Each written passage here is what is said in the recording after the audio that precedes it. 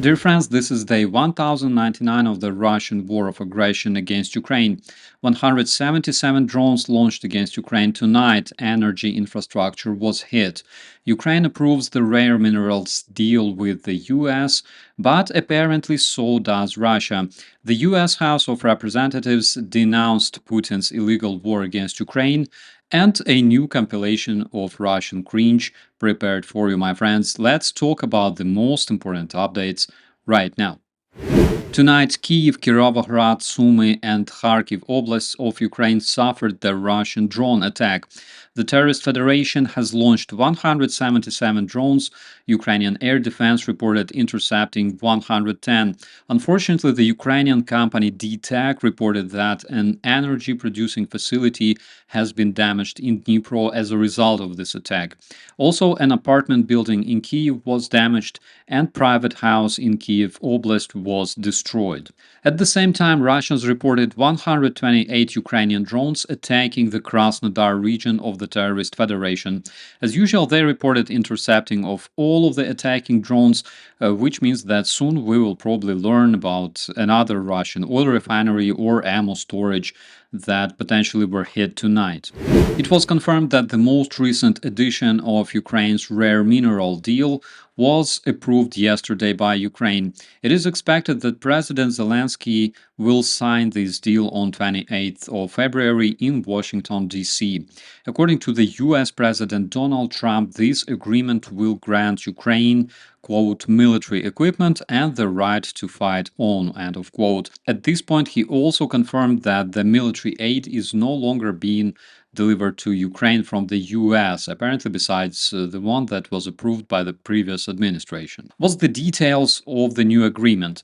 So we know that the US gave up its $500 billion demand, as well as 100% control of the commercial fund that they demanded in the previous version of the agreement. Also, US and Ukraine will establish a reconstruction fund. However, still no security guarantees for Ukraine were included in this new edition of the agreement. It is known that Ukraine can provide 21 out of 30 critical minerals required by the Western countries. However, it seems that Ukraine is not the only country that will trade with the US. Just as I predicted in one of my previous videos, the Russian officials stated that the US and the Terrorist Federation are interested in mutual projects to boost economy. That is according to the terror Russian representative Kirill Dmitriev. Earlier, internationally wanted war criminal Putin also stated that Russia wants to cooperate with Trump administration in terms of rare minerals, and according to the Moscow Times, the invaders are ready to sell as much as 650 million tons of such materials to the United States. The reason the Russians want to do that is because they need money to continue their aggression against Ukraine and other Western countries. For example, yesterday 98 Russian attacks took place in Ukraine, and that is 2 times less than in December. The Russians are rapidly depleting their assault potential, facing an incredible shortage of artillery shells and vehicles. And since no one wanted to trade with the terror Russia over the past 3 years, they will be absolutely happy to trade their resources with the United States to improve their offensive capabilities. The US House of Representatives yesterday submitted a resolution against Russia's invasion of Ukraine. The bipartisan resolution condemned Putin's aggression against Ukraine and reaffirmed commitment to the Ukrainian people. The members of Congress emphasized the necessity of restoring Ukraine's borders and called Russia to respect Ukraine's sovereignty. And, in my personal opinion, it is really inspiring that we can still hear such important words of support coming from the US today.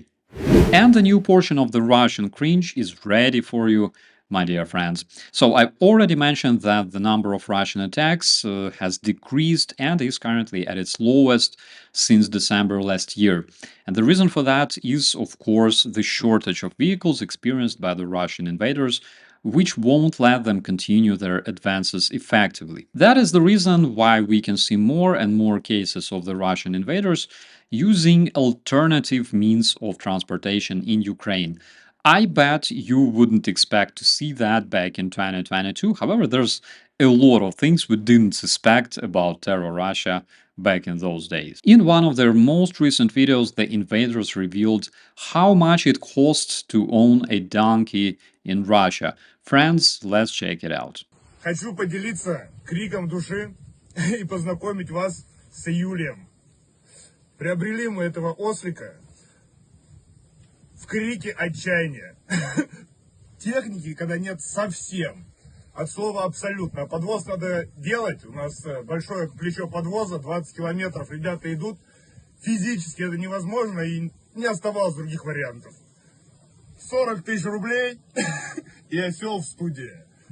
Так вот воюют. Guys, since I'm not an extremely huge expert in domesticated equine, please let me know if 400 bucks for a donkey is a good price, okay? I want to know because if it's a good price, then we may expect some interesting innovations in frames of the Russian tactics that would include donkeys, horses, and possibly other animals in the nearest future. I want to know what to prepare to. And with that, my dear friends, I wish you all a beautiful day. Don't forget to share this episode, and as usual, I will see you in the commentaries.